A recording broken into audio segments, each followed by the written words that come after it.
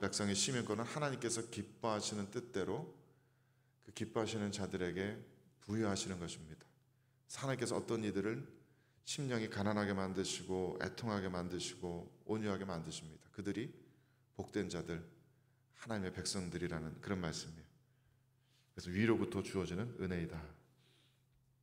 아마 성령 충만을 경험해 보신 분들은 공감하시겠습니다만은 이 뒤에 이어지는 이 앞에 팔복 뒤에 이어지는 하나님 나라의 새로운 말하자면 율법들, 이 모든 말씀들은 저절로 그렇게 되어지는 일들입니다. 이렇게 하려고 애를 써서 그러는 게 아니라 성령 충만한 가운데 그냥 그렇게 되는 거예요. 누가 오른뺨 뺨을 치거든 왼뺨도 돌려대라고 했는데 이 오른뺨 맞고 속에 분노가 치밀어 오르는데 그걸 꼭 참고 왼뺨 돌려대라는 얘기가 아닙니다. 그렇게 되지도 않죠. 성령의 충만한 은혜 속에 있을 때는 이 말씀대로 악한 자를 대적하지 않게 됩니다. 그냥 나를 상하게 하는 이들이 오히려 가엽게 느껴지고 불쌍하게 느껴지고 그래서 그를 위해서 더 기도하게 되는 거지, 이 안 되는 본성을 꾹꾹 억눌러서 억지로 그렇게 그런 행위들을 하라는 게 아니에요. 간음하지 말라는 계명이 주어지는데 그냥 그 행위만 금하는 것이 아니라 마음까지도 음욕을 품지 말라고 주님께서는 말씀하시죠. 이 성령 충만한 은혜 속에서 성도들은 이 음란한 마음을 억지로 꾹꾹 누르면서 살아가는 것이 아니라 마음에 그 음란한 마음이 들어오지 않고 설령 그런 마음에 스쳐 지나가더라도 그런 자기 자신에 대해서 소스라치게 놀라면서 그것을 두려워하고 그런 자기 자신을 혐오하면서 괴로워하면서 그렇게 살아가게 되는 것입니다. 그래서 이 산상수훈 중 첫 번째와 마지막 항목은 유독 천국이 그들의 것이미요 라는 현재형 동사로 되어 있어요. 심령이 가난한 자는 나중에 천국을 받을 것이다가 아니에요. 심령이 가난한 자는 그들이 지금 천국에 있는 것이다 라는 거예요. 다른 항목들은 그렇지 않아요. 다른 항목들은 애통하는 자는 저렇게 위로를 받을 것이며 They shall be comforted 이렇게 미래형으로 원문에도 분명히 미래형 동사로 되어 있지만은 심령이 가난한 자, 의를 위하여 박해받는 자 전부 저렇게 현재형으로 원문에도 되어 있습니다. 성경에서 말하는 하나님 나라는 죽어서 가는 어떤 장소가 아니기 때문에 그렇습니다. 지금 우리들이 하나님의 통치 가운데 있는 우리들의 영혼의 상태에 대한 개념이기 때문에 천국은 저렇게 현재형으로 표현됩니다. 하나님 나라는 우리가 지금 이곳에서 누릴 수 있는 나라이고 지금 우리가 복종하고 순종해야 하는 하나님의 주권에 관한 개념이기 때문에 저렇게 현재형으로 표현이 됩니다. 심령이 가난하다는 것은 그 영혼에 무언가 결핍되어 있다는 얘기죠. 무언가 모자란 거예요. 가난한 것은 모자란 겁니다. 그렇기 때문에 갈급하게 구하고 있다는 이야기입니다. 천국 백성들은 늘 하나님을 필요로 하는 자들입니다. 하나님께 의존할 수밖에 없는 자들입니다. 자신의 힘과 자신의 지혜만으로는 부족하다는 것을 늘 아는 자들이에요. 스스로 완벽하다고 생각하지 않는 자들입니다. 스스로 충분하다고 self-sufficient한 그런 상태에 결코 머무를 수 없는 사람들입니다. 마치 바다 위에 표류하면서 바닷물을 한 모금 떠 마신 사람처럼 하나님의 은혜를 알고 난 자들은 심령이 가난해집니다. 점점 더 하나님의 은혜에 대해서 목말라지고 점점 더 하나님에 대해서 알고 싶어하고 점점 더 하나님께 가까이 나아가고 싶어합니다. 그렇기 때문에 심령이 가난한 자의 반대말은 자기 의로 충만한 종교인들이겠죠. 성전에 올라가서 기도하는데 내가 저 세리와 같지 않음을 감사하나이다. 내가 저 토색하고 불의하고 간음한 자들과 같지 않음에 감사하나이다. 그렇게 스스로를 긍정하는 자긍하는 사람들입니다.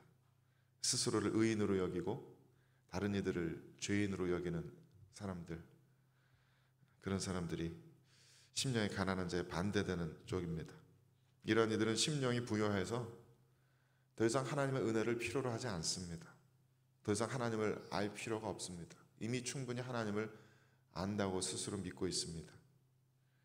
그래서 스스로 모든 의와 모든 진리의 중심에 서 있는 사람들이고 어쩌면 자기 스스로가 의와 진리 그 자체라고 생각하기도 하는 그런 사람들입니다. 역설적으로 그런 사람들은 하나님을 모르는 사람들입니다. 하나님의 통치를 받지 않고 있는 사람들입니다. 하나님 나라의 사람들이 아니라 그들 스스로 만들어낸 종교의 사람들인 것입니다. 애통하는 자들은 자신의 죄로 인해서, 이 세상의 죄로 인해서 통곡하는 자들이고요. 늘 아버지 용서해 주시옵소서, 늘 울부짖는 자들이고요. 온유한 자들은 쉽게 성내거나 분노하지 않는 자들입니다. 혈기 부리지 않는 자들입니다. 의에 줄이고 목마른 자들은 내 자신 안에 결핍된 의를 향해서, 더더욱 의로운 삶을 향해서, 더더욱 의로운 세상을 향해서 앞으로 나아가는 자들이고요. 긍휼히 여기는 자들은 자신의 죄성을 자백하기 때문에 다른 이들의 죄도 기꺼이 품고 끌어안을 수 있는 자들입니다. 마음이 청결한 자는 허탄한 욕심이나 우상 숭배에 물들지 않은 자들입니다. 화평하게 하는 자는 화평의 왕이신, 평강의 왕이신 예수 그리스도를 닮아서 이 땅 가운데 화평을 이루는 자들입니다. 의를 위해서 박해를 받는 자는 이 세상의 죄악된 풍조를 따르지 않는 자들입니다. 이 세상 속에 살면서도 이 세상 사람들과는 다른 하나님 나라 백성의 정체성을 끝까지 지켜내는 사람들입니다. 이런 이들은 모두 그리스도께서 다시 오실 때 친히 그분으로부터 위로받을 것이고, 온 피조세계를, 온 땅을 유업으로 받을 것이고, 의로 충만해질 것이고, 그래서 완벽한 영광 가운데 들어갈 것이고, 주님으로부터 긍휼히 여김을 받을 것이고, 그 두 눈으로 똑똑히 하나님의 영광을 바라볼 수 있게 될 것이고, 하나님의 자녀라는 이름에 부끄러움 없는 모습이 될 것입니다.